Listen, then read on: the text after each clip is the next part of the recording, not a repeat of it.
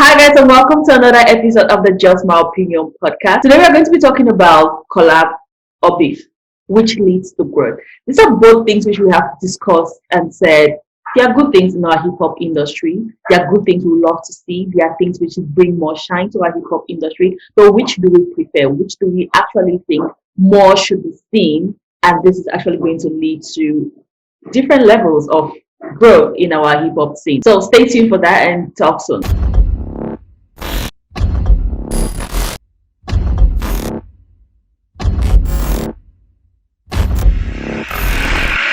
Okay, so like I mentioned, we're going to be talking about collab or beef. Which do we think is beneficial, or which do we think is more beneficial in our hip hop scene? Personally, I do believe collaboration has a role which it plays. Beef has a role which it plays. Both of them have can lead to growth if done well. I think if done well, both of them can lead to growth. But we know the ambassador always has the deep analysis. Hello. It's your boy Ambassador doing this thing again. So talking about collabos or beef, I feel like they are. So let me just say, let's look at it this way: what collabo does, what beef does, yeah, and why we should use those things. So for me, like collaborations, I'll start with collaborations because it's the more orthodox thing which artists do usually. Most of the time, collaborations are just to, should I just say, expose each other to our different fan base. So if you are maybe rock, like when the rock guys Run the MC started collaborating with the rock guys, was just so that okay, the urban white youth in America was mostly rock, and now hip hop was growing, but was more with the urban youth. So they're just trying to get all of the urban youth in the mix, and with people like Adidas sponsoring you, you want to get the youth as a whole, not just the black urban youth. So they had to start doing collaborations with rock artists. And we see Lil Wayne doing the same thing. Lil Wayne has his whole skate thing now with the shots he's going with the skate things and merchandise things he's trying to sell.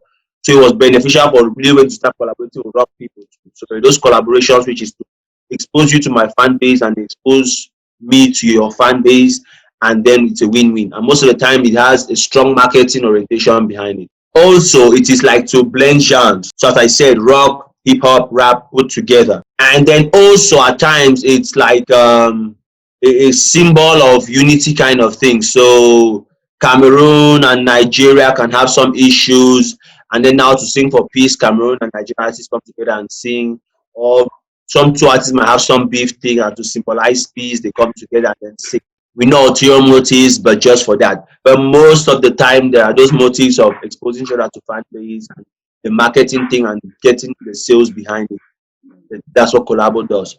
Beef, on the other hand, I feel like the main thing with beef is one, at times there might be some underlying issues about it, so to solve the problem, or like they say, men say, okay, let's go into the ring and then solve this. But we don't want to go physical, so we go lyrical. But on the other hand, beef is one of those tools which is to engage the artist. So for those who come from the whole development background like myself, we have this issue of, like we say in projects, people who are in project areas don't take ownership of the project. So now we have come up with the whole issue of participatory approach. So when you are doing planning or you are doing implementation, you want to get them involved in the process. That way they feel like this is our thing. That's what beef serves. So beef, that's the purpose of beef in the whole music thing. It gets people engaged. They take ownership of artists. There's something like, this is my thing. It's no longer a matter of black, white, blue, yellow, village. No, this is my artist. I have to buy his merchandise so that he sells good, so that when we're arguing about who made more sales and who had more millions, my artist will have more millions because I also bought. I have to go to his concert so that we'll say that he sold out. I have to share and like all of his things so that we'll say, look at the number of likes my artist is having. So it gets the fans engaged.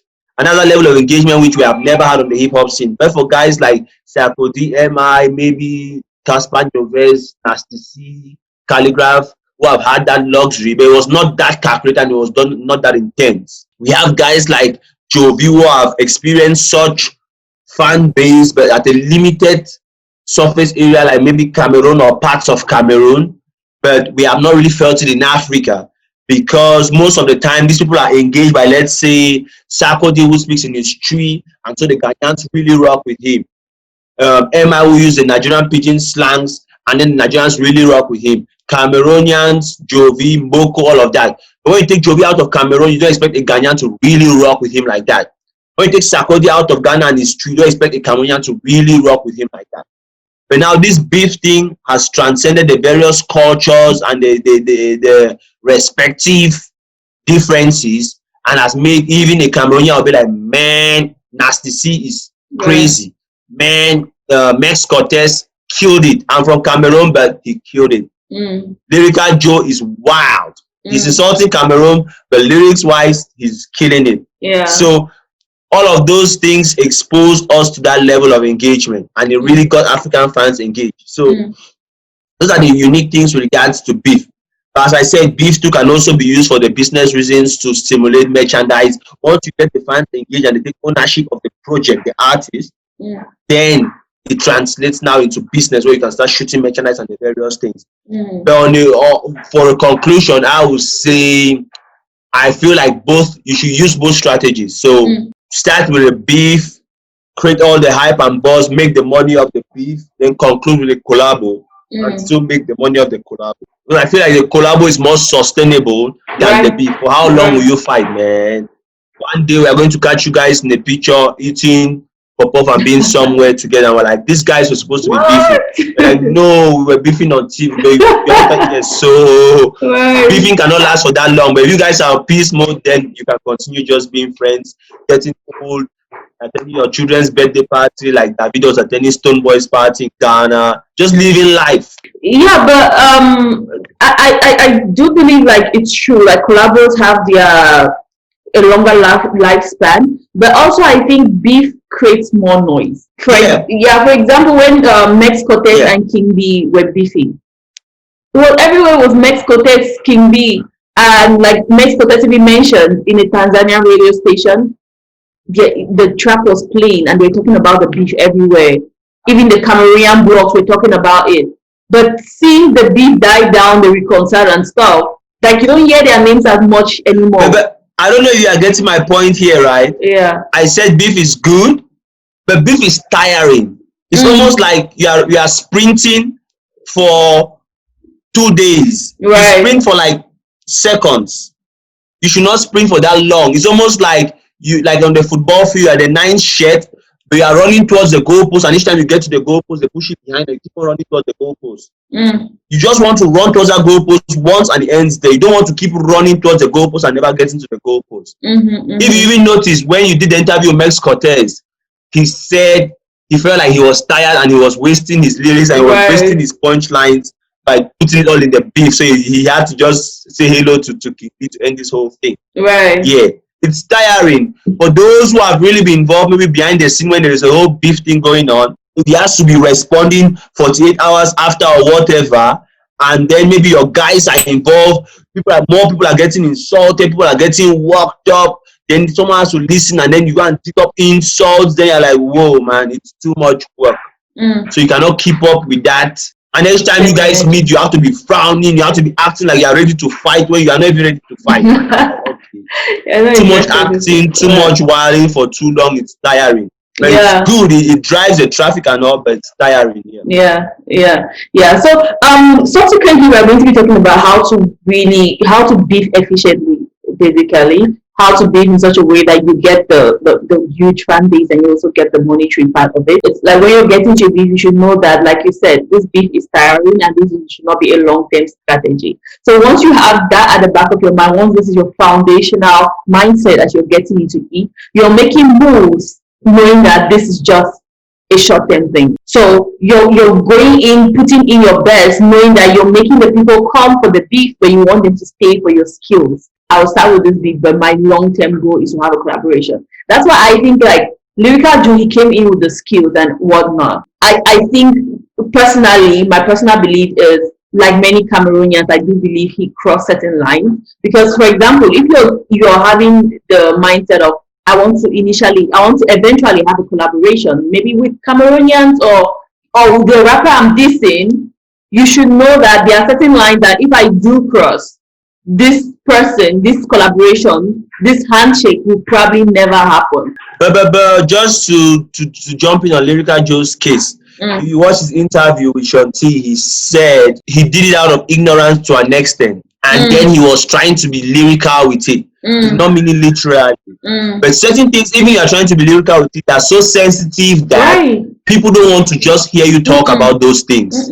Yeah. So even if there is a double entendre to it, where if I understand the double entendre is not going to be offensive, I don't want to hear you call that word, that name, whatever. Right. Don't use a double entendre with nigga and a white guy and telling me that it was the N to the I to the GG, meaning that it's not G. What is that doing in here? So Right. when he did the whole the disaster thing which killed people in Cameroon, one, he did not know how bad it was and how sensitive that topic was. Two, he did not mean it directly like that. It was not literally, but people took it like that. So, and three, he apologized. And four, I think he has already done a collabo with Dr. Cap, Dr. Cap, a Cameroonian rapper too. So I feel like, yeah, he and Lyrical J is that kind of guy who he goes really hard on the songs, but when you meet him or when he talks to you, he's so, I don't know how to explain it, but he's so soft spoken, so polite, so I didn't mean no harm in your life. So that's it. I don't feel like So definitely, like, it's true all what you said. Like, I see, I have the same point of view like you, but I'm just saying that I'm just giving an example to rappers out there that there are certain lines. General advice to other rappers. Exactly. If you don't cross this line, if you're thinking the long term, I don't want to be doing this for the rest of my life.